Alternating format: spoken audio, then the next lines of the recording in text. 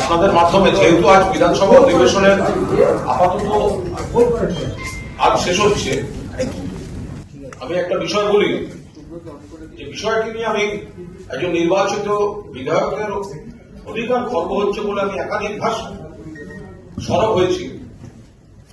আজও আমাকে কিন্তু বলতে দেওয়া হয়নি। এটা সরকার পক্ষ এবং বিরোধী তথাকথিত বিরোধীদের অর্থাৎ স্পিকার পোষিত বিরোধীদের মিলিত চক্রান্ত। স্পিকার এবং সরকার পক্ষ এমন একটা বিরোধী পক্ষ ঠিক করে দিয়েছেন যারা সরকারের যথাযথ সমালোচনা করবে না, সরকারের পছন্দ মতো কথা বলবে। গতকাল ফিরহাদ হাকিম এখনকার নগরায়ণ মন্ত্রীকে নিশ্চিতভাবে নগরায়ণ মন্ত্রী তিনি কাজ করার চেষ্টা করছেন, এত তাড়াতাড়ি সমালোচনার জায়গাও আসেনি।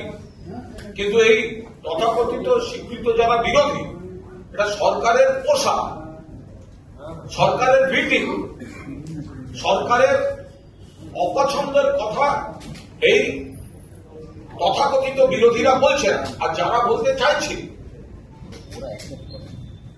আমাকে আজকেও আমার নাম কাটা হয়েছে। কালকে প্রথমে আমাকে বলা হলো একটা রফা যে অমুক বিলটায় আপনি বলুন, এরপর জানিয়ে দেওয়া হলো না, উপর মহলে নির্দেশ আছে, আপনাকে বলতে দেওয়া যাবে না। এটা কি হচ্ছে? বিধানসভায় একজন নির্বাচিত বিধায়ক বলা হচ্ছে ওপর মহলে। কোন ওপর অনৈতিকভাবে বিতর্কিত বিচারাধীন বিষয় মহামান্য স্পিকার একটা গ্রুপকে বিরোধীর স্বীকৃতি দিয়েছেন। নিয়ম মতো স্বীকৃতিটা পাওয়ার কথা দল হিসাবে দলনেতা শোভনদেব চট্টোপাধ্যায়। যেহেতু বিজেপি এবং সরকার পক্ষ দয়া করে বসিয়েছে, তাই তাদের দিয়ে তাদের পারপাস সাফ করাচ্ছে। অর্থাৎ সরকারটাও বিজেপি চালাচ্ছে, এই বিরোধীরাও বিজেপি চালাচ্ছে। এই বিরোধীরা যারা আছে, তথাকথিত বিরোধী পালিশ চাটা যাদের নেতা, স্পিকার একটা জেনুইন ভদ্রলোক, একজন প্রতিষ্ঠিত সিএ, তাকে তার দলের লাইনে চলতে হচ্ছে, সেটা তো রাজনৈতিক বিষয়। বাট তিনি একটা রেপের মামলার আসামি, তাকে কোন রুচিতে বিরোধী দলনেতার স্বীকৃতি দিলেন? কারণ সরকার জানে ওকে বা ওদেরকে বকলেস করিয়ে রাখা যাবে। যাদের বিরোধী বলে স্বীকৃতি দেওয়া হয়েছে তাদের এলাকার মানুষকে বলছি, এক একটা এলাকায় যাব। আপনি যাদের বিজেপি বিরোধী বলে ভোট দিয়েছেন, সেটা ঋতব্রত হতে পারে, বালিশব্রত হতে পারে, আখরুজ্জামান হতে পারে, প্রসূন ব্যানার্জি হতে পারে, যারা ওদিকে আপনারা ভোট দিয়েছেন বিজেপির বিরুদ্ধে, আপনাদের নেতারা কলকাতায় বসে, আপনার বিধায়ক কলকাতায় বসে বিজেপির সঙ্গে আঘাত করছে, হোটেলের মিটিং এ যাচ্ছে, বিজেপির দালালি করছে। তারা এলাকায় যাচ্ছে, এলাকার মানুষের পরিষেবা, সার্টিফিকেট ইত্যাদি, এই বিধায়করা সেই পরিষেবা আপনাদের দিচ্ছেন। ভালো করে ভেবে দেখবেন, এরা শুধু কলকাতায় নিজেদের সুবিধার জন্য ব্যক্তি স্বার্থে বিজেপির দালালি করে যাচ্ছে। আমাকে আজও বলতে দেওয়া হলো না। বিধানসভায় বলতে না দিলে জীবন ব্যর্থ হয়ে যাবে, এরকম কোন ঘটনা নয়। কিন্তু আমি একজন নির্বাচিত বিধায়ক, কেন আমাকে বলতে দেওয়া হবে না? কেন আমাকে চক্রান্ত করে আটকানো হবে?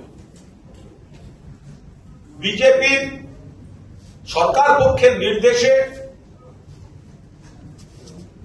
বিজেপি পোষিত স্পিকার নিযুক্ত রীতি বহির্ভূত তথাকথিত বিরোধীদের সামনে রেখে এই খেলাটা খেলা হচ্ছে। কখনো আমি প্রতিবাদ করলে বার করে দেওয়া হচ্ছে, কখনো আমার বিরুদ্ধে প্রিভিলেজ আনা হচ্ছে, এবং স্ট্যান্ডিং ইনস্ট্রাকশন কুণাল ঘোষকে বলতে দেওয়া যাবে না। কারণ কুণাল ঘোষ যদি বলে তাহলে সরকার পক্ষ অস্বস্তিতে পড়বে। তাই পোষা বক্তাদের দিয়ে ওদের বলাতে হবে। আমাদেরও যারা বক্তা, আমাদের এদিককার, তাদেরও যথাযথ সময় দেওয়া হচ্ছে না প্রস্তুত হওয়ার সময় দেওয়া হচ্ছে না।